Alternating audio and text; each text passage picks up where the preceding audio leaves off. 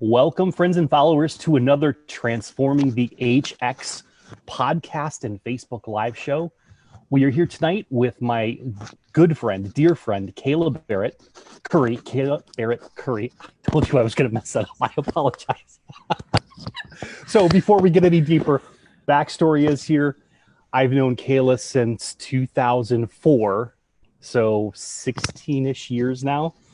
And she got married just a few years ago after we've done lots of work together. So it's old habits. I apologize.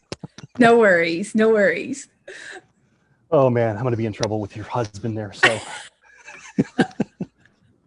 anyway, so I'm here with Kayla Curry, and she is an amazing person, great individual.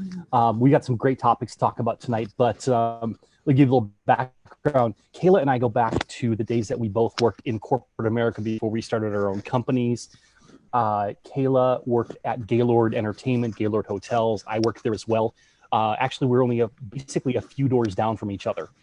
And we worked on some of the same projects under the COO of the company for a couple of years. Then Kayla went off and started her company.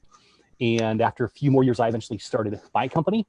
And I think it was probably 2009, 2010, after we had done that, we decided to start looking at how we could do projects together.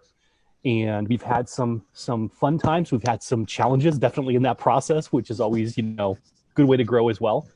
But I would say then fast forward to 2016, January 2016, we were talking about writing a white paper. We decided instead to turn it into a book, and that became a #1 best-selling book, The Complete Experience, which neither of us have a copy on hand because we've given them out. They're all gone. So we got to buy more. But The Complete Experience, we'll talk a little bit about that tonight toward the end of the show. Excuse me.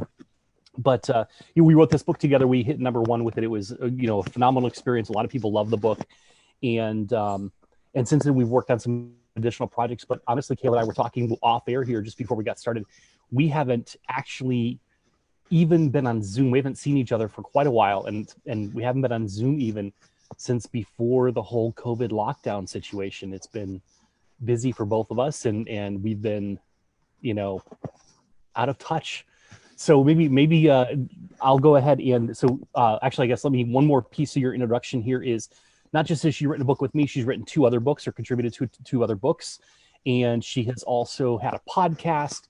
She runs Organization Impact, which is a leadership and human resources training company. I'll let her tell you more about that so I don't mess it up too much. I just know that the stuff we work on together is usually around leadership and employee experience. Mm-hmm. So welcome to the show, Kayla. That was a very long introduction, but welcome. Thank you, Tony. It is great to be able to spend some time with you. It is long overdue. Absolutely.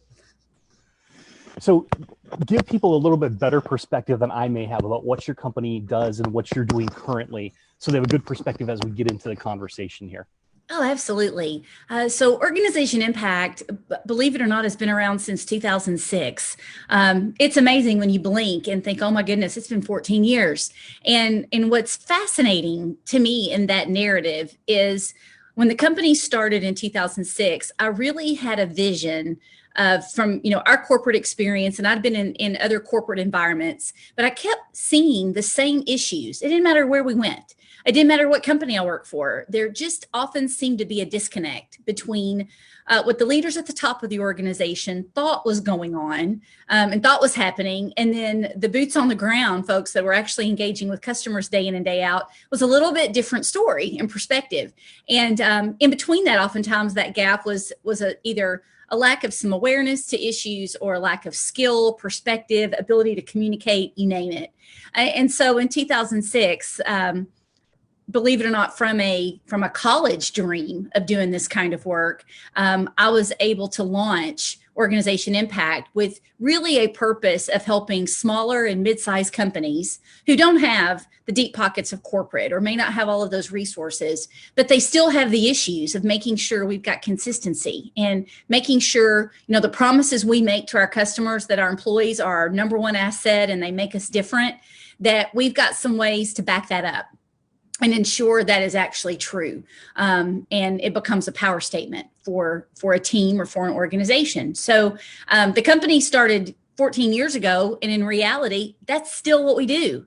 The offerings have shifted a bit over time because our environment has shifted, but the focus really hasn't. And that's really cool because either in good news or bad news, I'm not quite sure, we still have leadership issues. Maybe that's the bad news. There's still a gap that exists a lot of times. But we have, over these 14 years, it's been amazing to see best practices and see stories and meet so many amazing people who are finding ways to do this well and to do it innovatively or learning from a complete failure.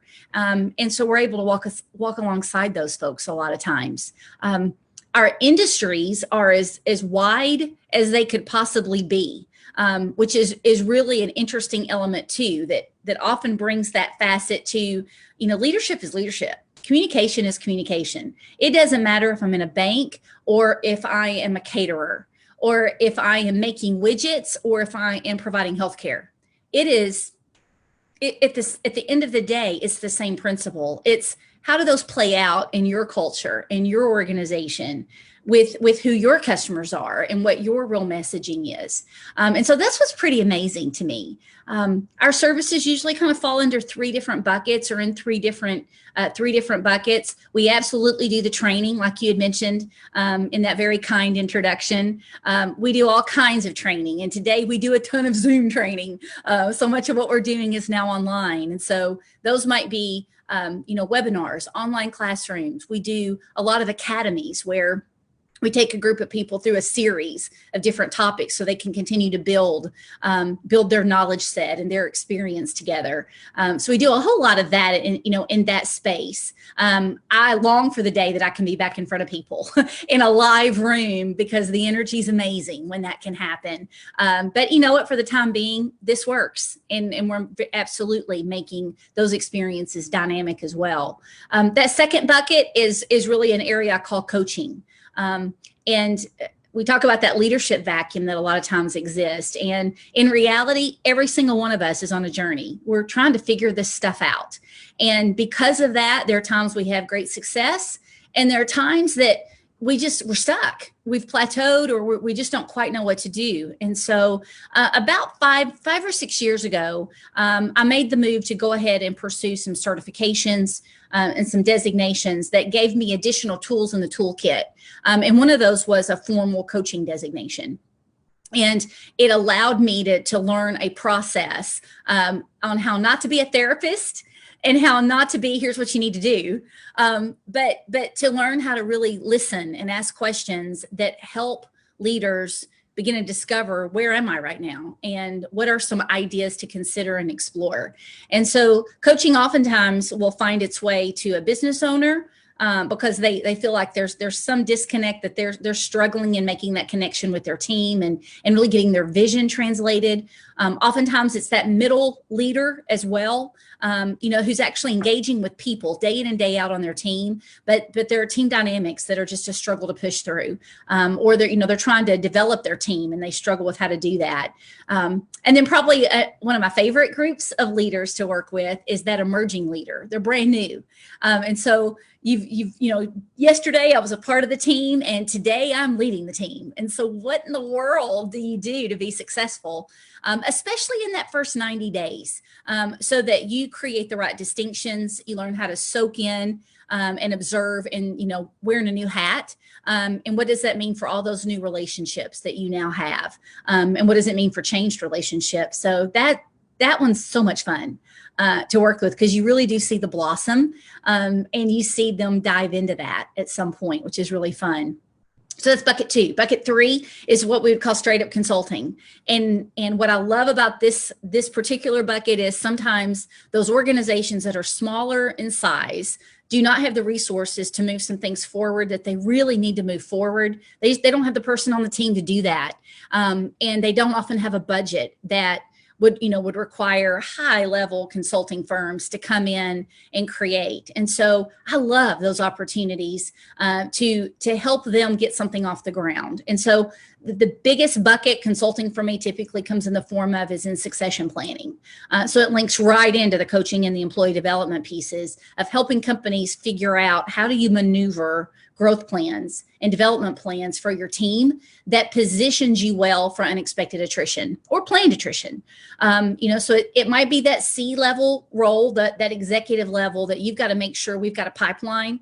But truthfully, oftentimes it's those subject matter experts inside the organization that we need strong backups for. So we've developed an assessment that helps to determine where goals are and some competencies, and a model that helps that smaller business think through those issues.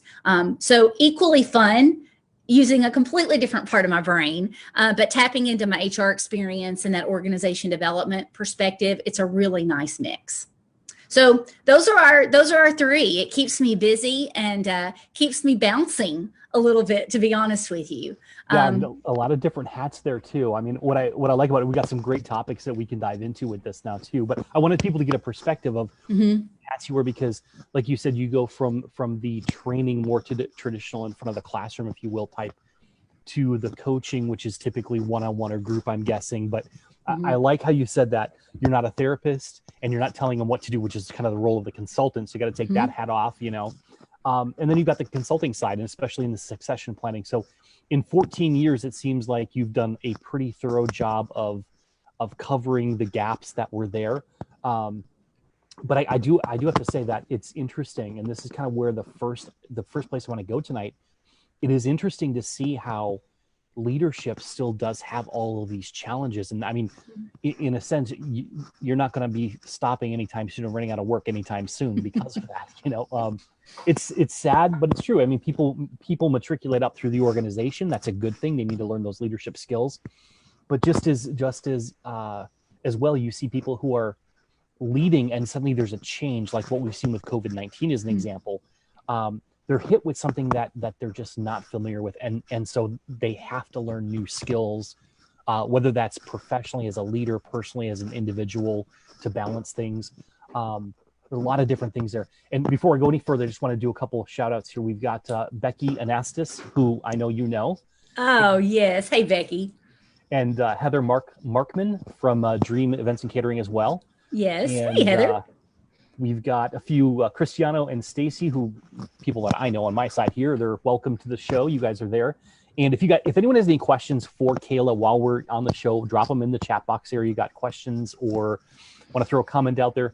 We love lots of emoticons too. I'll admit it. Lots of hearts. You can put angry faces if you don't like what I say, but only hearts for Kayla. So let's dive into this leadership side here. Sure. What have you seen the last few months, 4 months or so, let's say, have been? There's nothing we can compare it to. I mean, we can go back and say, okay, maybe 2008, 2009, maybe after 9/11, but not really. Not really. It's a lot different this time. What's your take on what are you hearing from leaders out there? What's your take on their state of mind right now? At the level you're working with? Absolutely. You're right. And the word unprecedented has been used so much, and I've got to where I just don't like that word anymore, because unprecedented is, well, it's true. This is indicating just though a significant change and a shift. And you mentioned it's placed all companies in one way or the other in a different position. I have the privilege of working with just a wide variety of businesses. And in the last 4 months, I've seen a couple of them have to lay off, furlough, ultimately terminate the majority of their employees because of the industry that they are in, the customers that they serve. And when travel has ceased, when conferences and conventions, large meetings have ceased, it has completely just placed some of these businesses in bondage, right? When you literally, you can't even transact business because your customers are locked up in many ways. So that's just been, it's been devastating to watch from that perspective. And then, I can follow along that continuum, and I partner with a utility in Indiana. And, they provide what we call that essential service of electricity and gas and all those things. And so on a dime, they had to convert about 125 employees overnight to deploy them to work from home. But nothing could miss a beat. They didn't want to blip in service, and they didn't want to blip in customers being able to pay for those services. And they're in a rural community providing that service. And so while they do a lot of things online, they have online payments, you do all those things, but their loyal customers want to see your face because they come in every month and pay that bill. And so it was just a huge shift in even the demands that were needed around telecommunication services that they provide. So it was an immediate, like, we are in this moment because, they certainly weren't healthcare providers, but they were providing so many of the essential elements that allowed our essential businesses to run. So really different environment for them, that they were in the emergency room all of a sudden. And then I have clients that simply because of timing, they're in a service market, so they don't make things. They provide services to businesses virtually already in many ways. And I have a couple of clients that were right in the middle of an acquisition right before all of this took place. And so instead of slowing down, they ramped up. They were adding employees. They were virtual, from all around the country, but they had employees in multiple coasts, which normally you would have gone on a field trip to welcome those people. So it meant, how do we convert that online to still help them know what's it like to be a part of this company that's here in Nashville, Tennessee, when you may be 4, 5, 6 hours away from here. But they almost doubled the size of their company and employee lives, from one day to the next, right as the lockdown started. And so such a spectrum, right?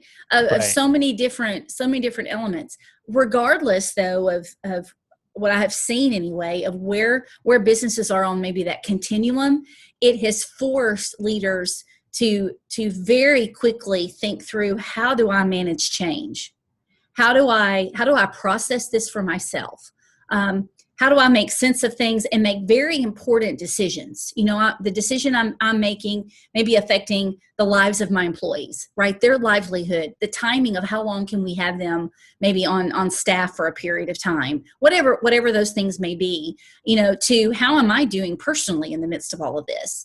Not only is my business going remote or my business is shutting down, my household may have just grown because my kids are now home from school, and we're trying to homeschool in a system that might not have existed yet, and we had family members that were going through their own transition. So there were, I kept hearing from my leaders out there, there's no place to go. There's no place to go to decompress. There's no place to go, to cry or, and it's hard to say, I don't know, in a lot of places when, there were just a lot of mixed messages out there.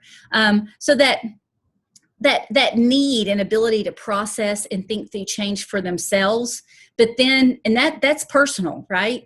And then take off that hat and put on the other hat to say, but now I'm also leading those around me. So how do I do that in an authentic way that lets them know I care about you, I care about your livelihood, I care about your family, I care about your safety, in this topic around COVID. We've got to make some hard decisions, and I don't have all the answers just yet. But here's how we're going to focus on that, and here's how we're going to work through that. So I think it's been one of the most important skills that often, truthfully, aren't taught that often. We talk about change of, okay, I want to scale my company. Well, that's planned, intentional growth. So the thinking around that's very different than this change just got thrust upon me. And so, what do we do in that moment?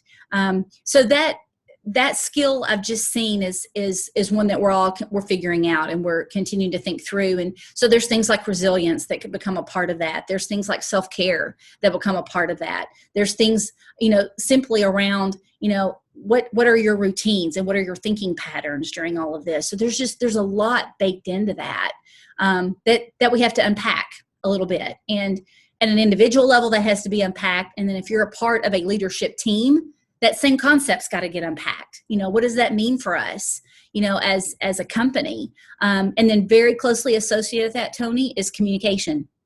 Now what does my communication approach, method, even, right, as we communicate via Facebook Live, via Zoom, how do we do that, and how do I stay connected with my team when I can't physically see them, and how do we create connection, and how do we create engagement with our team while we're just in a really different place. So it's communication with our team, communication with the company, communication with our customers. There's so many layers to that. I'm so grateful. Several years ago, I went through some certification around the DISC tool, which helps you understand what your communication style is. There's a lot of assessments out there. A lot of them have a lot of merit. What I've loved about how this one has come to life is you're able to see, okay, I'm a very conscientious communicator. I love the detail. I need the plan. I love to go slow and steady. And so that's my natural approach. But what if this situation doesn't allow for that right now? What do I do? How do I adapt? And my team is scared. What if I'm one of those driver dominant kind of styles where we go, we just got to get it done. We just got to suck it up. We just got to do it. But I've got a team that's really scared. And that approach, suck it up, buttercup, isn't always maybe the best phrase that we use. And so that awareness of how do I approach? What do I communicate? How much do I communicate? Even there's so many elements tied to that, and then the list just goes on and on. Out of that's going to flow coaching conversations with our team. So how are you setting expectations and feedback? How are we monitoring success? All those things that we would normally speak of around leadership, that say, oh, absolutely, I've got to do those things. In this environment, for a lot of organizations, it's put some of those on high alert. So it's interesting as you go through that. And the thought that came to my mind, well, I had a lot of thoughts, as you know, when we have a conversation. But one of the thoughts that came to mind was as they've got all these shifting that the leaders are doing, how are they evaluating the real changes that are going to happen in the workforce? So right now people are working remote, which in a sense there's kind of this idea that maybe it's going to be temporary, but we're talking about kids. Some schools are not going back to school. Some schools are going online for at least a period of time. We don't know how long. Right. If COVID comes back in full force again in the fall, winter, spring, what happens there? From my perspective, I think every business has got to be considering it, whether it's COVID or not. What do we do if we suddenly can't come to work anymore? And how do we manage that on a long-term basis? How do we build a resilient, robust organization to handle that? Are you seeing those conversations happen yet? Or are people still just struggling to get through the day? I'm seeing a combination of that. I am seeing and hearing that conversation around. So we thought this would just be a couple of months, and by June we'd be back to normal. And that hasn't been the case. And in fact, we've regressed a little bit, in a lot of ways across states in the country. And so I am hearing that conversation shift to, so what if this becomes our new way of doing things? What is that going to mean for our culture? So that utility that I was telling you about, pretty fascinating. They are, I call them, they're a fast moving company with a slow culture. So because they have a board of directors, they're member owned. So there are a lot of elements that, we are slow and steady and take care of our community. So historically, their culture has been very familial in a lot of ways, but still has that small town formal effect. So business attire, still very much in place. No jeans. Not even on a Friday, unless maybe it was a holiday, because of that's who we are to our community, that's senior leaders, some of the senior leaders at the top. And so that desire even for a casual environment, and is it possible periodically that I could do some work from home, was often only on a case-by-case example with a very unique circumstance. And I was with that company not long ago, like this, in Zoom with their leaders. And their CEO made this statement, and it was so powerful to what you just said. He said, Kayla, on March 1st, if you had told me, so this before lockdown, if you had told me our company could function well with our employees working from home, I would have said absolutely not. As of July 4th, so we were together right after the holiday on Zoom, he said, but I will tell you, I have done a 180 on that because we have. We have not seen a hiccup. We've had outages like any electrical, gas provider is going to have. Instead, we were able to deploy our people. We were able to handle that outage. We were able to communicate with our team. We were able to have the right people physically there in protective equipment, and we did it. He said, my question is, what does that mean for us going forward? And he goes, because I think some of our people want to be here. They physically want to be here. But what if there's a way that we begin thinking about this differently? I mean, I could hear angels, all around my head, right? That's what you dream, in my world anyway. That's what you dream for an executive leader to say, could it be possible we could consider this a different way? And so we're together in September in their senior retreat, either socially distanced in a huge, huge room with 5 people, or we'll be doing it this way. Megaphones. And, with megaphones. But on the agenda is, so what does a post-COVID culture look like? And not that COVID's going away next week, but what does it look like when whatever restrictions may begin to loosen, and companies do have the flexibility? What do we want our culture to be in that? And so that is a great example of a company that's really seriously starting to think that way.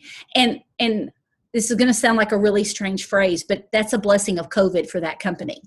You don't wish COVID on anybody. But the experience, that adversity, forced them to look at things a little bit differently. And he's like, I'm self-admitting I am wrong. I was wrong. I didn't think we could do it, but we have. So I do think it's out there, but it does require, it requires getting out of our comfort zones a bit, because there's so much of this that does work for convenience, but it doesn't replace you and I sitting in a room talking to each other. Yeah, your hugs are contagious. What can I say? And I mean that in a good way. Likewise, yes. So it's interesting as we think about this element of it. One of the considerations that I've been looking at and talking to a lot of CEOs about is, yes, how is our culture going to change? But most of them kind of agree that if it wasn't for a sudden change, they would never have made that shift, or it would have taken years to make that shift. And I talked to a CEO out of the medical industry 3 or 4 weeks ago, and she was describing how the medical field literally moved forward 35 years. It caught up. Wow. It was 30 years behind in the legislation and paying and all this other kind of stuff. And she said it caught up, and then it went about 5 years ahead of where it should have been today. And so it's interesting to see how radically some things are shifting. And this is not a perfect environment for a lot of people. For someone who is an introvert like me, I don't mind talking one-on-one across Zoom. That's perfect. I love that. But in all seriousness, it's to be able to reconnect and have those human connections is extremely important for leaders, for the team, for the culture of the organization as a whole. So absolutely. I'm curious, as we navigate this, I think it's going to be interesting to watch. There's no one way. I will put that out there. I know you'd be a proponent of that as well. I sure am. But it's probably a mixed approach. Some more remote and flexibility that we've talked. All the Harvard Business Review articles, right? All the SHRM articles. It's like we're going to have to see that, because the number of women, as an example. This is one area I'm concerned about. The women who take on a lot of the responsibility for raising the kids, how, they have to work from the home. If the kids are home, their job may be the one that's at risk, so there's some challenges there. A lot of single moms are facing challenges. So I'm just concerned. I know, like I said, the CEOs I've talked to, and the senior leaders of companies, they care about their people. So I have faith in them. I really do. But I'm concerned that we've got these three, I've called it before, ecosystems. You've got the companies kind of doing their thing over here. You've got the schools doing their thing over here. And then you've got the governments doing their things over here. And there's no real, as far as I can see, coordination between them to say, hey, we're one big ecosystem. We're a community. Yes. How do we work together? How do we do what's right for everyone, or do the best we can for everyone involved? And I don't think it benefits anyone to see just these little pods, if you will, or small ecosystems working. So I don't have the answer, but I try to ask brilliant people like you for their opinions or answers, because maybe we can arrive at something and send it that direction. Well, you're hitting on a really important, I think, observation about all of this. And I couldn't agree with you more. There's not one magic bullet that fixes all of this, but it's kind of interesting. I mentioned earlier, I think, communication skill, a leader's ability to communicate, and communicate clearly, right? To create shared understanding, not just disseminating information, but really having dialogue that's creating, whether it's a shared understanding between those two individuals, or it's moving us to some intended results, whatever that might look like. And what saddens me a little bit is, if you sit back and observe just our world around us, is we've lost in a lot of ways that ability to have dialogue. And so it becomes, whether that's through social media, whether that's through a protest, whether that is through, a civil action, whatever it might be, that we've seemed to have lost that ability to say, can we talk through this? I know you've got ideas that are very different from mine. I probably have ideas that are very different from yours. Do we have a common goal? I know we agree on some things. We absolutely have to agree on some things. We want to get back, to not having to have my face covered to go inside a restaurant. I think we probably both agree that's our goal. So what are some things we could at least explore together? And that's dialogue, and that's conversation where I walk in without a clear understanding of what a possible right answer might be, and you do too, and we find that together. And because you've had and I think you and I are perfect examples of this, Tony. We were colleagues at Gaylord, but prior to Gaylord, you'd had a very different career path than I had that got me to Gaylord. Since then, while we've both been, independent business owners, right, and running businesses, those businesses serve different customers. We've been in different states. We've been in different sizes of organizations. Our families are different. I mean, you name it, goes on and on and on and on. So what you've seen and what could possibly be considered is very different than what I might have seen or ideas that I might have. And how crazy is it for me not to want to learn what those are from you? How amazing that, you may say, I was actually at a little chemical manufacturing company in I'm making this up, in West Virginia, right? And they were doing some really innovative stuff in an environment that's 24/7, and it's something I had never seen before. Could some element of that work? And then, I could say, well, I worked with a bank, in Florida, and let me tell you something unique that they are doing. And while your idea might not fully help my bank, and my idea may not fully help, your client in West Virginia, there's probably some nuggets in there that we go, we got to try that, because there could be some real benefit here. And I think we've forgotten how to do that, that. Yeah. And so that to me is why I would say, the ability for a leader to communicate, there's a lot going on in our employees' minds right now, and in their hearts. Many are scared. Many are concerned about not just their own health, but the health of maybe, a family member who is compromised, in some way. I was on a call this morning with a colleague in Jackson, Tennessee. She does some similar work that I do, and she's got a real specific focus in what she provides to her clients, and she's great at it. And we were brainstorming this morning. So what do you do if the client says, we want you here in person, and we have 40 people that we've got to fit into a room? how do we do that? And she said, Kayla, I have a 91-year-old father that I care for, that I'm living with right now because he's fragile. So I can't just say absolutely not, but I've got to find a way to have that conversation. So here she's a business owner and has those concerns. So there's just a lot of elements to it that I think, gosh, if we could just, if we could just learn, how to have some of that dialogue. Yeah. And I think it's important for leaders to be talking to other leaders. Yeah. You got to brainstorm together and share, what are you learning? Sometimes a business owner or a business leader, the only person that kind of gets it is another one. Mm-hmm. A family member can empathize and they want to help you, but if they're not walking in your shoes, they don't really get it. And likewise, you don't understand what they're facing either. So there's just, I think there's a lot of ways leaders can find some of that connection right now and explore what are some things you're doing so that I might hear something that would spark a possibility for me. That's one of the things I have heard from the CEOs, even within their own organization. They're going down, the ones that are having the dialogue are going down to those, lower levels of the organization, going across the company. They're asking, and in some cultures where they've got the culture already there, people are coming from the bottom up and they're actually saying, well, we think we've been trying this. We think this works. This has solved this problem over here. And that's beautiful. Problem. Exactly. and yeah. So you've got companies that are doing that. And I know there are companies, there are governments, there are schools that are trying to work together.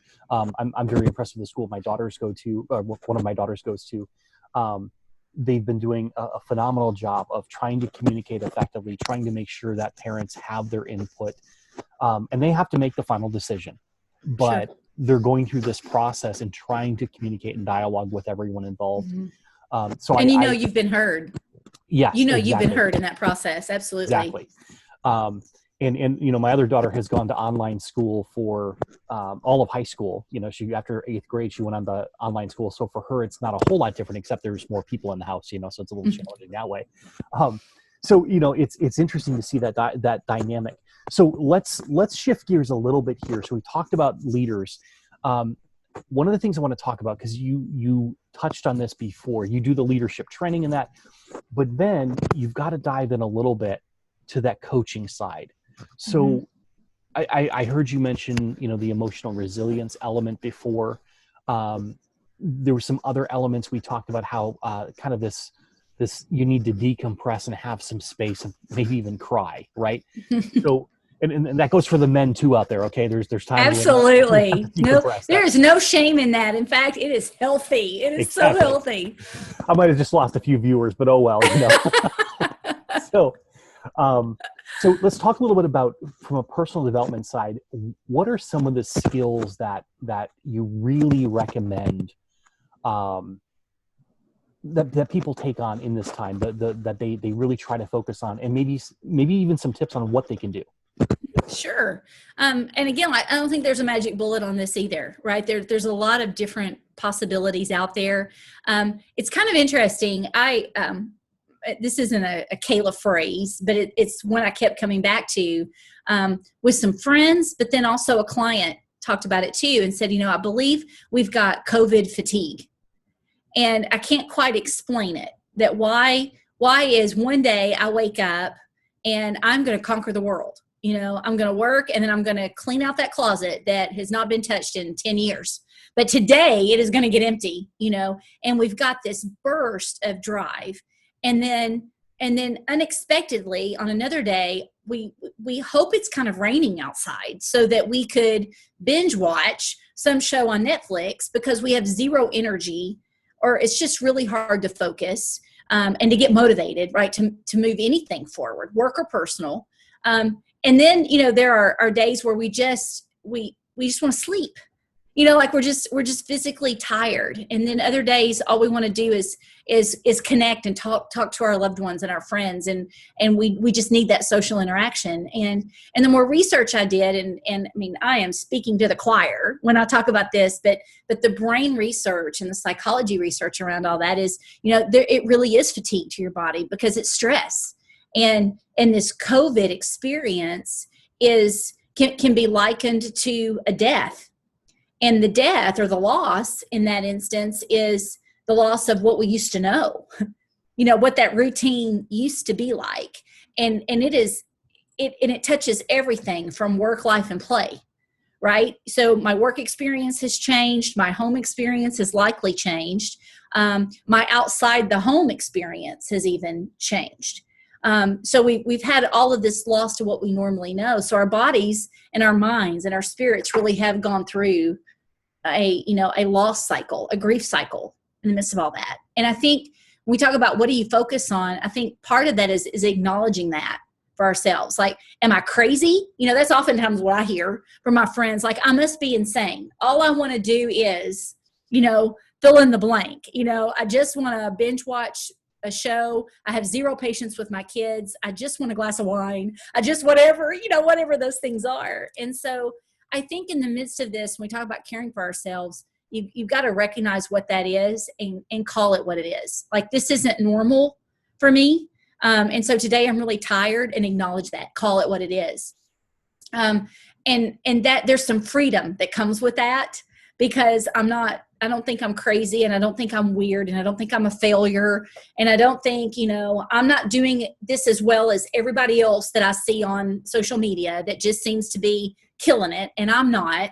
I think there's such a healthy component to that. And Tony, I'm curious from you in your research, what's actually, I'm calling it fatigue, that COVID stress. In your world, in your research, what do you call it? Well, I think fatigue is a really good term for it, because that's definitely what a lot of people are experiencing. And it depends on what specifically they're feeling. So Sure. some people are like, cortisol's through the moon right now. They're stressed out because, especially if you've lost a job, or your spouse has lost a job. Yes. If you're in a tight money situation, if you're a business owner like both of us are, the question is, where are our clients going? When are they going to come back? Can we get PPP? Can we get these other things? So the financial side of things, the stress of knowing, hey, we've got either employees or contractors that rely on us for their income.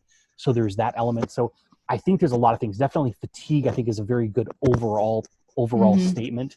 I think the other element to it is the emotional side. I think fatigue describes the body. Mm-hmm. Anxiety, I think, describes the emotional state. Mm-hmm. It's kind of an umbrella. There's a lot of things that fall under anxiety. That's my take. One of the things that struck me as you were talking, though, about this loss element, and I haven't talked about this before, is that what we know, how humans experience a relative loss versus a relative gain. The relative loss is felt about twice as bad as the equivalent relative gain would be. Oh, and wow. So I think people are feeling this loss and this grief. I think that's the best way to describe it, as you did there, in a much worse way than we would probably imagine. We can imagine, hey, if I get a raise, it would feel like this, but imagine it's that much worse. It's twice as bad. Mm-hmm. Yeah. So I think you're on the right path, the fatigue, and then I would add the anxiety on top of that. And of course, you've got the stress mixed in there depending on what your situation is. Absolutely. And again, we're all unique. So not everyone feels the same extreme, on any of those. You jokingly, we're talking about as an introvert, this connecting via technology isn't that bad. I saw a meme not long ago that someone said, as an, COVID and an introvert, and it showed like a picture of this Zoom. I have been training for this my whole life, yes, and for a social person like me, my poor husband, he gets the brunt of a lot of that, I think there's this element, and I was joking about this with my daughters, but there was a seriousness to it. You've got to kind of joke about these things a little bit to get the truth out. You do. But the social anxiety that an introvert feels when they have to go out in public and be around a lot of people, I think there's an equivalent that is being felt right now by the extroverts who are forced to stay in. Mm-hmm. And they've never had to, they probably have never felt that way before. And so it's like, and I don't mean this to told you so or anything else, but from a perspective of empathy. I understand Mm-hmm. because whenever I have to go out in large groups, I get the social anxiety. I do get it. So it's like Yeah. the antisocial anxiety, I think, is a real thing. And I think Yeah. we need to It's a good talk about point. that. That's an excellent point. And just like we were talking about, like this whole fatigue and anxiety cycle it's normal. That's how our bodies are made, which is amazing in and of itself. Like that's a whole other topic. But it's amazing in how we're made and designed in that way. And I think from a personal development perspective, acknowledging that I think is a really important step, because that's an element of self-awareness that I think that's the beginning step for all development. It starts with a healthy perspective on where I am. And when you talk about that, what are some things that we could do on an individual level? I think it's an element of, I'm finding certain questions that I ask myself on a regular basis, and that my close friends and family ask me as well, right? Because we care for, we're caring for each other through all of this. But part of that is, on a daily basis, what am I grateful for today? In this day. So some people have gratitude journals. I think that's an amazing habit to have, because you've got something you can look back on. I have an encouragement file that I throw happy notes and great jobs or whatever those positive interactions are. They go into a folder. So on a day I'm struggling, I can pull that out and look at it. But that gratitude element for that moment helps me see the world a little bit differently. And gratitude may be, we were able to leave the house today and go for a walk. It may be I finished that project, or I was finally able to make that phone call that I know I need to make. Or we got a negative COVID test. I mean, it could be anything, right? But there's this, a daily practice of what am I grateful for today? And then there are these other elements, like how am I moving today? So that's a challenge. I know people joke about the COVID-19. We've got freshman 15 and we have COVID-19. And, I love and hate at the same time all of these pictures online of amazing food dishes that people are making in this time, and all I have to do is look at it. I just gained 5 pounds, but it's like, how am I moving? And that's a daily element in some way. And especially in Zoom world or Teams world or wherever folks are, we seem to be spending a lot more time sedentary. Well, in that environment. I think that's such a critical point there, because let's look at a couple other things that have shifted. We went from being in the office to being at home. And now I've worked from my home office for probably since 2016-ish, the end of 2016, yeah. So 3 years now but I've worked in shared offices, home office. I've bounced around depending on what where my business was at and what I was doing at that point in time. And for one of my clients, they had one of the biggest buildings in the world, office buildings in the world. And so I always walked, and, after that was wow. But a lot of people, how they would handle stress might be just to get up from their desk, walk away, go chat with a friend, get a cup of coffee, just that little routine of, I'm going to get up out of my desk and do some movement. I'm going to go talk with someone who I have a connection with. So I have that human connection, some dopamine, some serotonin, things like that flowing. And then I'm going to go get a coffee, which comforts me, or whatever that is. You can't do that today in the same way. And to do that, I could just peek over the cube maybe, when I was in an office environment and say, hey, John, how's it going? Hey, Sally, how's it going? Now I have to call someone up or text them and say, hey, can you chat for a few minutes? Yes. It's not like we have Zoom where you're like, you can just bump into someone in the hallway. You've literally got to schedule a time with them to go to have this conversation. So there's challenges like that. So I like this. What am I grateful for today, and how am I moving today? I love those two questions. What else would you recommend? A third one, because you actually just touched on it a little bit there, it was like, who am I connecting with today? So that might be, who am I checking in on? Who am I talking to? And so I think there's an element that not everybody's experiencing this, but I've learned for myself that, the different roles that I have in life, different hats that I wear, those relationships and interactions are very, very different. I'm still Kayla all the way through them, but my interactions with Arthur, my husband, they use a different energy, a different connection than if I'm talking to my mom, or if I'm talking to my friend, or if I'm talking to our kids, or if I'm talking to a colleague.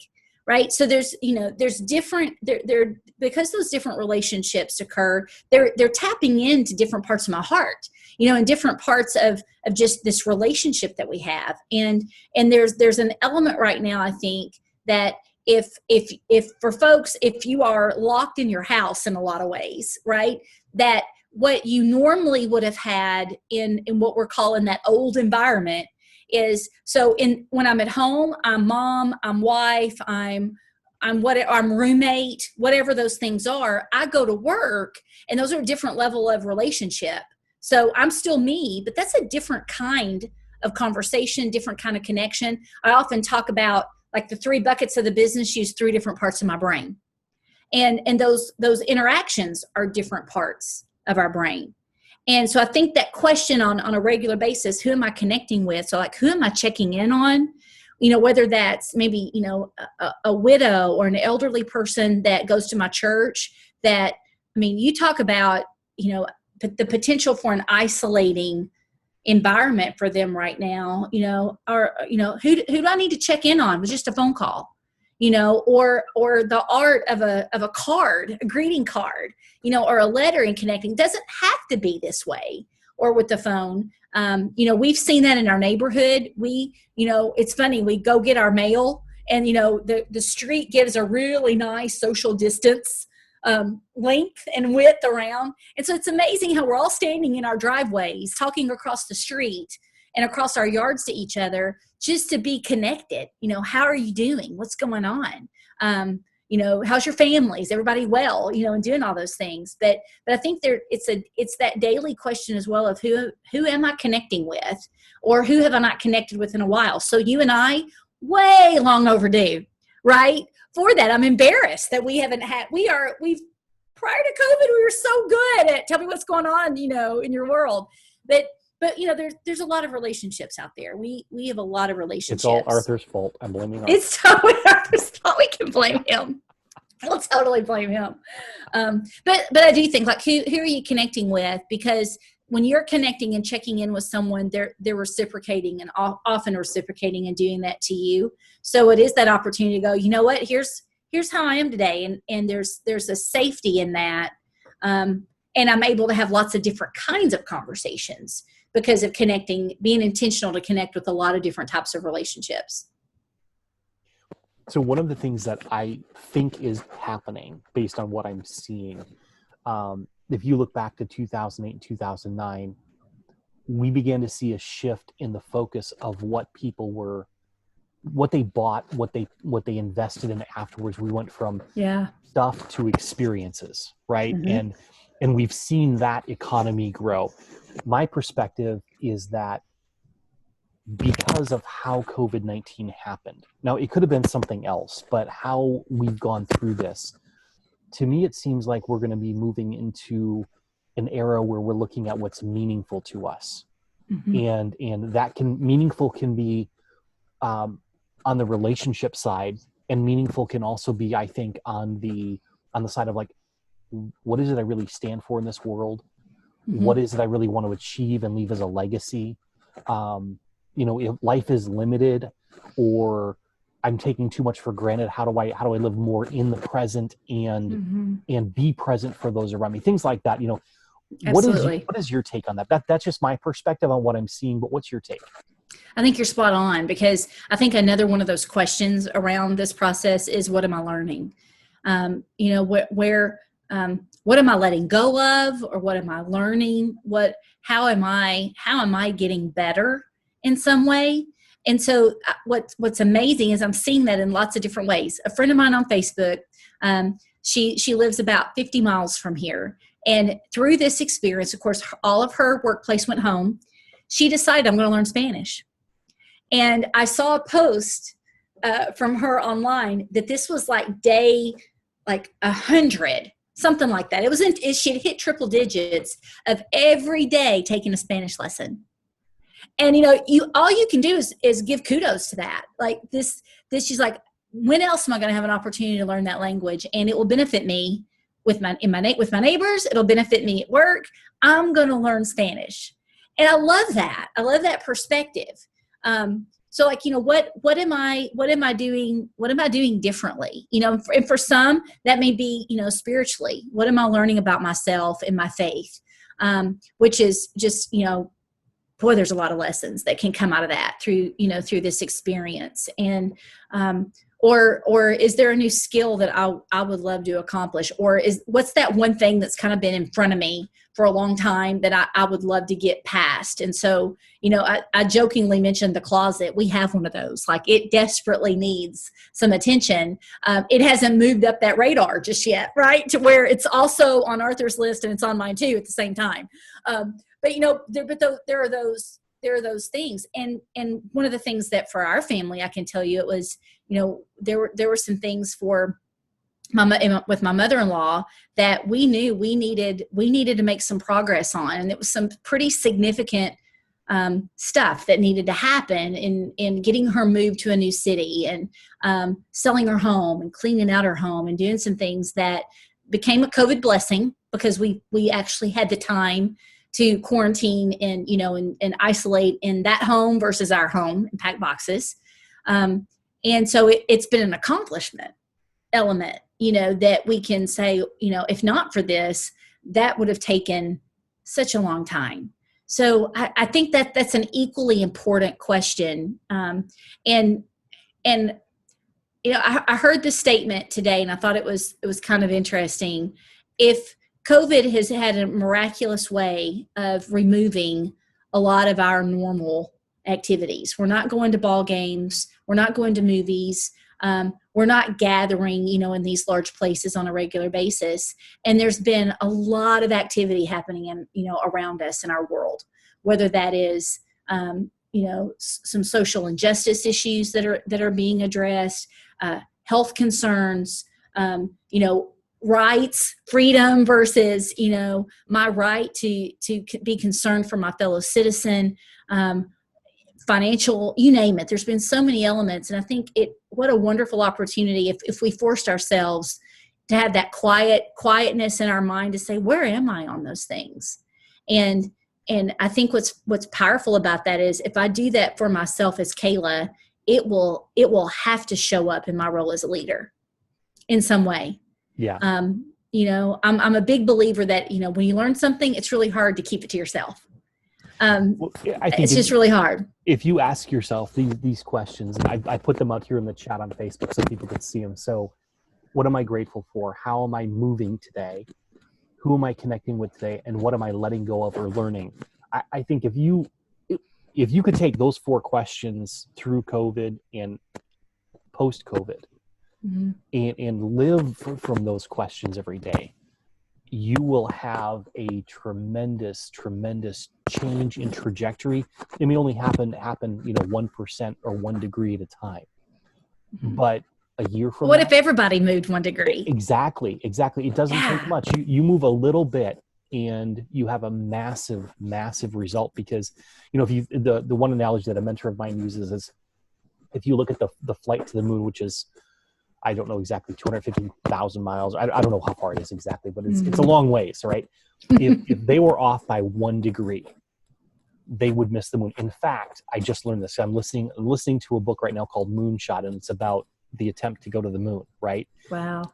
The Soviet Union launched the first rocket to go to the moon. It was non-manned rocket. They were just trying to collide with the moon and gather data.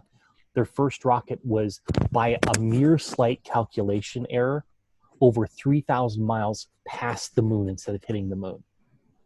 And so you start thinking about, like, what if that's my life? If I'm here for another 30 or 40 years or 50 years, whatever that time frame is, if I can move just a little bit every day, improve just a little bit. And, not every day is going to be a good day. Maybe exactly.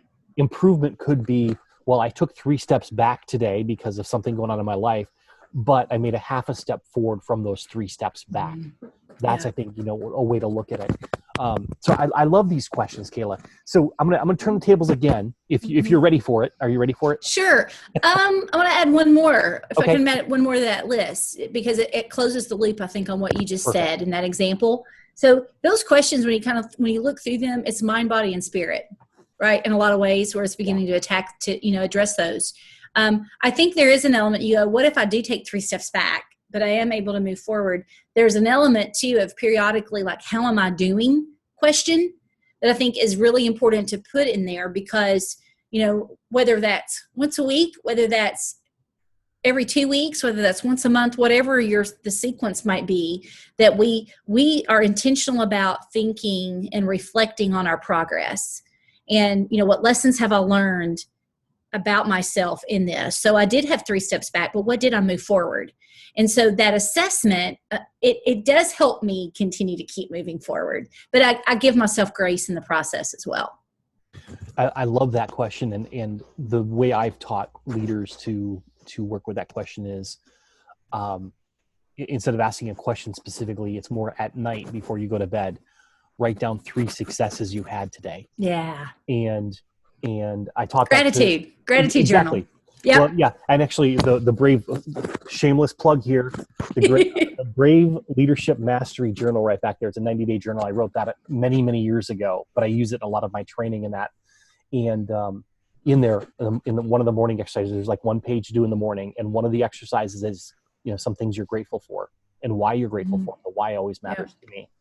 And then the evening exercise, one of the exercises is the 3 successes you had. And so it's like you get to open your day with the gratitude and close your day reflecting on successes. And there's more to it than that, but those are 2 pieces. Powerful.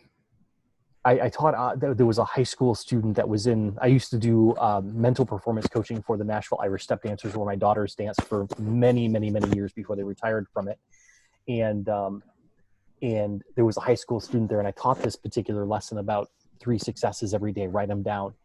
And she did the math in her head real quick. She's like, wait a second, Mr. Bodo, that means if I write down 3 successes a day, that's 100 by the end of the month. And at the end of the year, I'll have over 1,000 successes. And you could just see her eyes just. The light bulb. Exactly. Yeah. And I was like, exactly. And the other kids are like, what? Because they never imagine. I mean, success to them is like, well, maybe I'll have a success here or there. But then start thinking about, okay, what could those 3 successes be today? They don't have to be huge. Exactly. I have a good friend of mine who has a chronic medical condition. And sometimes, she was going through something really rough about 1.5 years ago. And she couldn't even talk on the phone, but I messaged her. I knew something was, based on her message on Facebook, I knew something was going on in that. And I just reminded her, said, today, a success for you may simply be being awake. It may be getting out of bed for a few minutes. Your success is not measured against yesterday, and it's not measured against anyone else. It's about who you are today, what you're facing today, and how you're moving forward today. So I think it's really important, because a lot of times we judge ourselves so harshly. And I think we've got to give ourselves that grace. I've heard that term being used a lot more lately, which I love. And from big burly men sometimes too, which I love when I hear that, I love that. If it's from a woman or whatever else, but some big burly man says, we got to give each other some grace. I'm like, I love that. I do too. Oh, yes. So, another friend of ours just jumped on here, Michael Swan. You remember Chef Swan? I sure do. Hello, Chef. Wonderful. So, okay, so let's shift gears now, and we're going to talk about something that you and I created many years ago, and eventually we put it in form in the book. We've got so much more to work to do in this area, though. But let's talk about the complete experience and that framework that is the complete experience, because I really do believe, the reason I'm bringing it up here is not to plug anything we're doing, but I believe it is a tool that leaders can use to think through as they're going through COVID right now, and after this period of time. So walk us through the structure of the framework for the complete experience. Absolutely. So it was a collaboration between the 2 of us, because as we began our conversations, we'd come together and have like a mini mastermind together, right? Always an update. What's going on in your world? What are you working on right now? How do we help each other? Was always that routine. And, Tony, you and I began to really see a parallel between the work that I was focusing on that dealt with that employee experience. What's it like what does it feel like from the employee's perspective to be a part of your team, a part of your company? And so what's a leader's role in helping to create the kind of experience they want their employees to have. And then your focus for in so many amazing ways was on the customer experience. So, what is the company doing intentionally to create a specific experience for a customer that keeps them coming back? So loyalty from the customer, right? Retention and loyalty from the employee side. And when we began to see that real unique parallel in what that looked like, I think that's when, the magic happened for you and I. The light bulb started going off. We go, wait a minute. What I focus on with employees is very, very similar to what you do with customers. Our methodology was even so simple. And so we put together this concept around the complete experience that while specific tactics are going to look a little bit different if I'm thinking about my customer or if I'm thinking about my employee, the methodology is still very much the same. And so we walked that through, which I think is really powerful, that, in any experience and whatever we're dealing with, there's an emotional component, there's a logical component, there's a vocal component, and there's an action around that. And when we talked about that complete experience, we said that first reaction is always emotional. How did that moment make me feel? My first day at work, did I feel like they were so excited for me to be here, like they've just been waiting for me as that new employee to arrive? Or I arrived and nobody knew that. They kind of forgot, oh, that's your first day. So how did that make me feel? Or I've got a great idea that I think we could really help in this situation. How do I feel when I say, hello, Mr. Manager, I'd love to talk to you about this idea? How did I feel in that moment? And so that emotion immediately triggers the next really mandatory step in that process is our mind has to make sense of that. So the brain engages to say, how do we process and describe that emotion? And how big was that for me? Or is this the first time that's ever occurred? So is there a pattern that has evolved? So it's far beyond an impression, or first impression rather, but it's our mental attempt to make sense of what we've just experienced. And then what flows out of that is, as humans, our natural desire to describe it and talk about it. So how do we describe that feeling and that thought around my experience with my company, with my team, with my leader, with my fill in the blank, with my career, with my job, with this business as a customer? And so it's the language in which we use to begin to describe that. And then ultimately, that the combination of those and the connection of those will ultimately lead to behavior. It's going to lead to sometimes a physical behavior in your world of a customer saying, never again. I feel like I've given this company, numerous times, 4 times, 5 times, 6 times to make it right, and they haven't. I'm done. So physically, you see me taking my business elsewhere. Mentally, it may be I completely check out. I don't listen anymore to your branding messages. On the employee side, you may see the physical change for me in the negative or the positive. The negative may mean I've tried to be successful here. I don't fit. I don't feel welcome. My ideas aren't welcome. This culture is not all it says it is. And so I physically leave and take my talents somewhere else. Or worse yet, I stay physically and I mentally check out. And so that's a negative spiral to that. There's absolutely a positive spiral to it as well, in that I was completely blown away by your service, by how you have welcomed me onto the team, or how you focus on my well-being as an employee, or how you engage me to get my ideas of how we make this better. And so in the same way, that spiral can go up, and that we've got a positive mental way to describe that. We begin to tell our friends, you have got to go to this company, or you have got to work here. If there's ever an opportunity, you have to apply here. Or it manifests itself into we become raving fans, whether it's of our company or of a company that we do business with. And then that translates to that loyalty, right? To that retention, that buy-in. So it's just an amazing process that really engages the whole person in that. And every single employee has one of those. And every single customer has one of those with your business. So the opportunities there, I think, are limitless. Yeah, so I love it and we've got this awesome diagram that I love that we created this. We sat there and, as you said, mastermind many Yeah. people this. And so if you imagine, you could draw this on paper if you want, if you're following along with us right now. So if you draw a grid that has 4 boxes down and 3 columns, the columns are labeled leader, employee, and customer, or it can be client, because basically even in business to business, you're still working with people. So That's right. And then along the left side of the grid, you have the heart, the mind, the voice, and the action.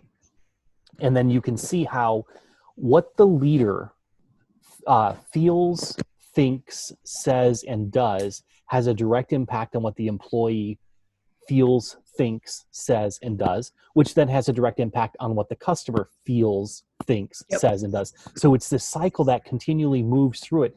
And it's so vibrant because let's say you've got an employee who's working with a customer who's had a bad day, but that employee is in touch enough with how they're feeling and they can recognize and connect with the heart of the customer.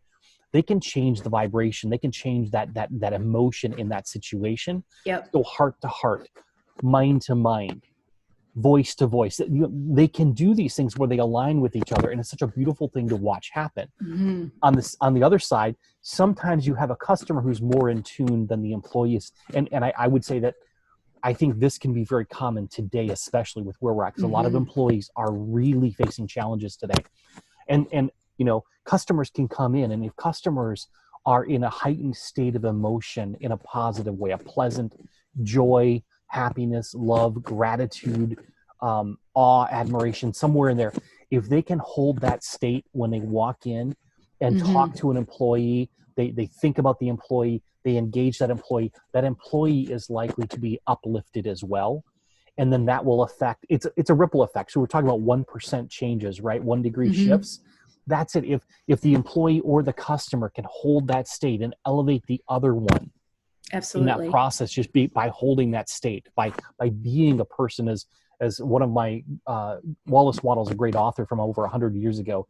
He talks about being a person of increase, and I love that. Oh, love that. Yes, and it's all about how do you stay in this emotional and mental state, not better than anyone else, but there to help and serve other people, right, and to elevate them. That model, that framework, I have not yet found a place where it does not work. I mean, every time we apply it, B2B, B2C, we worked with several companies already using this model. We talk about it in the book, The Complete Experience, the book. It works everywhere because we're human beings. That's fundamentally, it's like one of the first principles, of experience. So I love that we came up with the model. I have not seen anything quite like it. And I really love it. And I use it. I'll be honest, my girls don't know this yet. Hopefully they're not listening, right? Are they listening? No, I'm looking around the corner here. Oh. Sure, Dad. You're probably like, we heard you talking about us. I'll get off of my Facebook Lives or my podcast, whatever else. Like, we heard you talking about us. What did you say? What did you say? But you can use this with your kids. You can use this with your spouse, because again, we're all people. So think heart is first, because the emotions fire first. Before you even have a thought, your emotions fire about a half second before your thoughts can kick in. Your rational, no matter how rational you think you are, your brain is wired so emotions fire first. Now you may be able to rationally stop the emotion, you may be able to interject, but that emotion is going to fire first. And that's why the emotion always comes first. And then, I think it was, see if I remember his name, Daniel Kahneman, the great psychologist and economist, Daniel Kahneman. He says, we are emotional beings that think, not thinking beings that emote.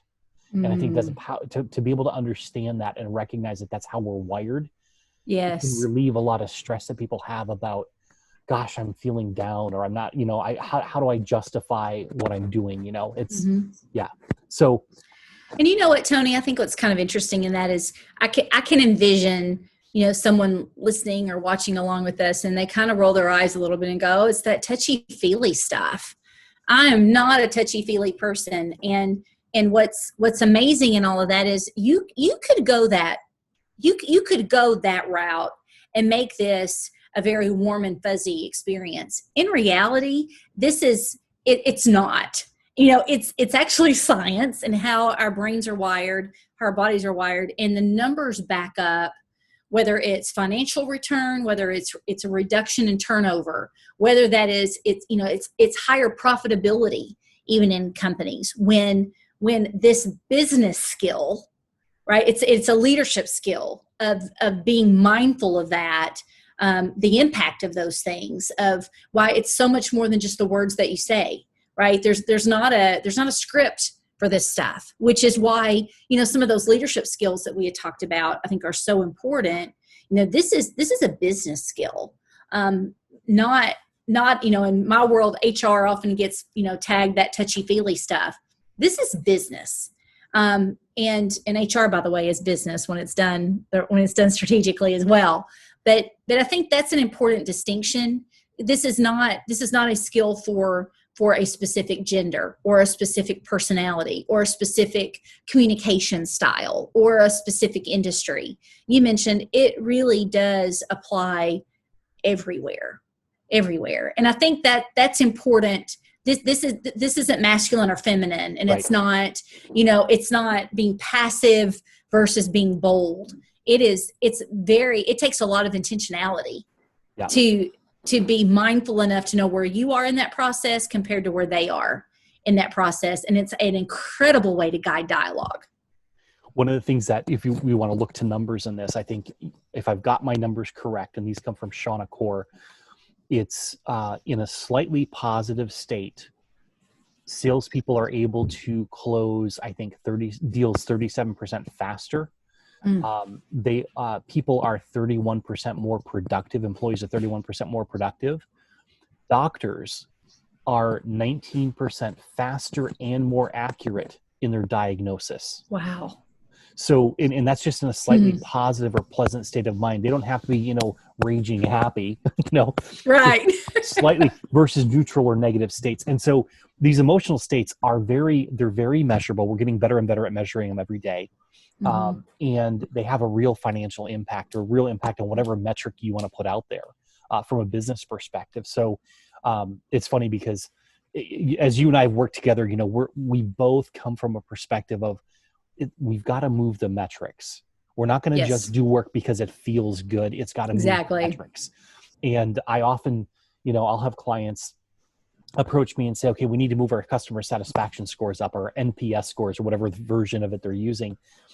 And I typically will tell them, I can help you do that, but that's not worth my money. It's not worth you paying me. I will help you let's look at those and we can move those up, but they have to move up only if your profitability is also moving up, only if your sales, some other metric that really, really touches the business. If you're going to agree to do that, then I'll work with you. But I'm not going to just move satisfaction scores up, because I had a client that challenged me on this quite frequently. And I said, listen, if you want the answer to how to get the best satisfaction scores, give your products away for free. You can't do that. Exactly. You can't do that, but that's how you would get the happiest customers, right? And so they slowly began to realize what I was trying to point out is that there's a balance. It's not all profit and it's not all satisfaction, but it's about how do you move these things in tandem. Yes. And you may say, we're not going to optimize the experience because we need to improve profitability because the company is not going to make it otherwise. And so maybe we have to back off on delivering some of the, whiz bang surprise and delights. Or maybe if we invest in those, maybe that will move our profitability forward. And you have to do real serious statistical research to know that. Absolutely. You can't just throw it at the wall and say, let's see what works. We don't have time for that today. Exactly. I suspect it's very similar in the employee side of things. So much. Yeah. I mean, how do you truly measure employee engagement or employee satisfaction? To say we're at 62%. Well, is that good? Is that bad? That's a number. In a very similar way, Tony, that, to say we want to make sure, our employee engagement goes up, or we want to hang on to our employees. We're afraid we may lose some of them. Well, while that may be an ultimate goal that we have, that's a means to a much greater greater issue, that, it's really an interesting dialogue when you begin to uncover that, because there's so many other issues that are often quite intricate that have over time created that gap, that dip, whatever it might be. And if your goal is simply to do that without thinking through some of those other variables, same thing. It's quite a futile journey. I get asked oftentimes, we need to do a training class to fix X. That's the most common request that I get. And it's laughable in a lot of ways. And I understand the intent. And so I don't scoff at that whatsoever. But training doesn't fix anything. Training begins to create some awareness, create some skill practice, some conversation to explore, so that we can put some things in action in our day-to-day and begin to see the impact of those things. And so that's why that 1 degree idea that you talked about earlier is so incredible. Imagine, what if every single employee got 1% better over the next 3 to 6 months at something? It can be anything, but got 1% better in some way. Look at what you start to see, the exponential impact to that organization. I often tell leaders or employees that go through our sessions at the conclusion, that always consider having a 30-day education goal for anything. It could be, I want to learn what every button on our sales system does. I want to have depth of knowledge in that. So this month, that's what I'm going to focus on. Another month, I really want to understand the history we have with this particular customer or client. I want to know the ins and outs of that, so I've got perspective and understanding. I want to grow a leadership skill in a certain point over the next few months. I want to work on my coworker interactions. So every month, if I'm focused on something, we always joke and play a math game. At the end of a year, how much have you grown? And you see people, we kind of count our fingers and our toes and go, I've grown 12-fold. So yeah. And what if every single person on your team does the same thing? And so that doesn't mean we're all going to training classes and that we are, we're going to a conference for a week, because we're not doing that anymore right now anyway, but it doesn't always mean, I've got to be with a group of people learning, although that's one valid way to do that. But just the incredible knowledge and application that starts to happen. And I truly believe that's what starts to also change that complete experience grid as well. I start to feel differently about my confidence in what I know. I feel more proud of this company, because look what they were able to do over the course of a business that's been around for 50 years. Look what they've done. Look how they've changed. So I think it begins to dovetail in a lot of other ways too. Yeah, absolutely. Touching on that 1 degree, if you think about it, or 1% better, it's not just like if everyone in the company gets 1% better, the company's 1% better, because it's exponential. Because if you think about a process, let's just take a linear process. There's 10 steps, right? Mm-hmm. If I get 1% better here and here and here and here, I'm much better at the end. If any of you are in marketing, if you're business owners or entrepreneurs, you got marketing going on in your business, you know that if you get 1% more in the top, and you get 1% better conversion at the next step, and 1% better conversion at the next step, it means your sales go up dramatically, not just by 1%. And so that's something to really, really consider, how that flows through the whole organization. And then on top of it, our organizations are not linear, like straight little lines. They're matrices. Think of it like, yes, if you have a whole network of computers, right? The power of a network is it's the nodes squared, if I remember correctly. So it's like the power of one computer is 1. The power of 2 computers is 4. The power of 4 computers is 16. So you kind of take that concept. If every node gets better by 1%, think about the massive, massive impact to the organization as a whole. Oh, absolutely. It's incalculable. Absolutely. Well, and I think it begins to highlight to me the importance of, it doesn't matter where I am in the organization. If I'm getting better, there's a ripple domino effect. So imagine CEOs and business owners, what incredible opportunity you have or a team leader, what incredible opportunity you have because of where your span of influence is, but it may be my third day on a job.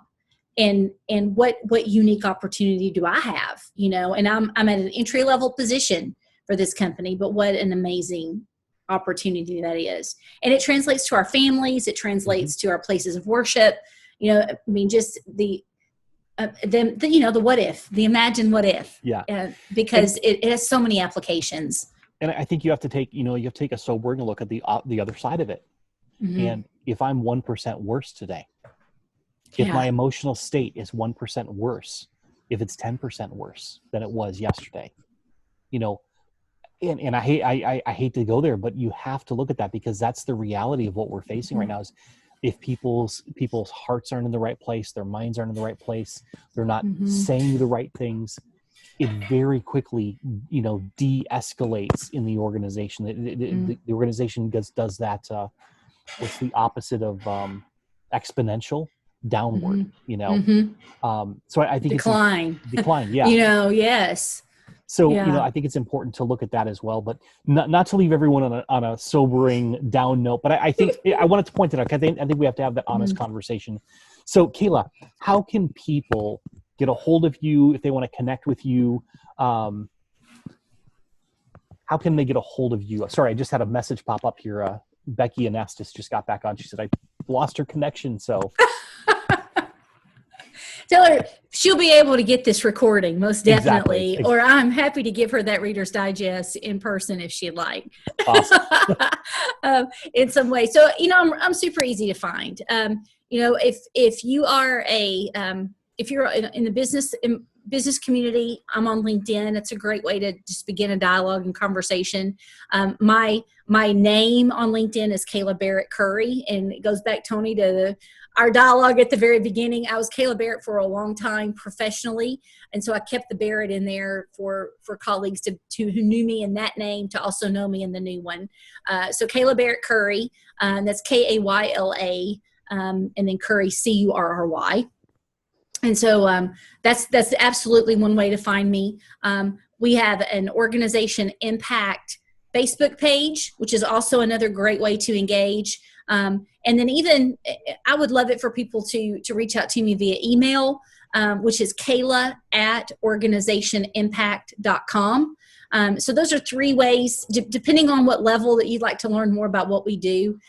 We are regular posters in the Twitter world, in the LinkedIn world, of just helpful articles, interesting quotes, thoughts, like, if we ruminate on that a bit, how does it impact me for the day or for the week? And so we really like to engage with the world in that way of, what can we do to create, this ripple effect? And that really is, our logo is a water drop that goes into a body of water. And it echoes really everything that we've talked about tonight, Tony, that, my actions, my mindset does impact those around me. And so I want it to be good. I want it to be positive in a way that helps people. And so we love to share those kinds of stories of good that are out there and helpful, whether it's a helpful article about, here's some recent trends and some numbers. And sometimes those are alarming. We got to share those too. But we just try to provide ways to help leaders, companies, teams get better in some way. I think about it. Your customers deserve that. And I firmly believe, I think your employees do too.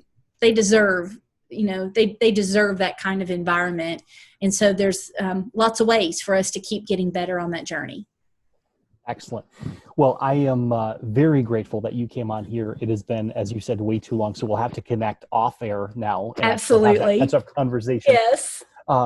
But it has been a delight to have you on here. You have given us a ton of great information. A lot of people came through here. So there's some comments, there's some feedback. If anyone has watching the replay, throw your questions out there, throw your comments out there. Absolutely. I will definitely address them.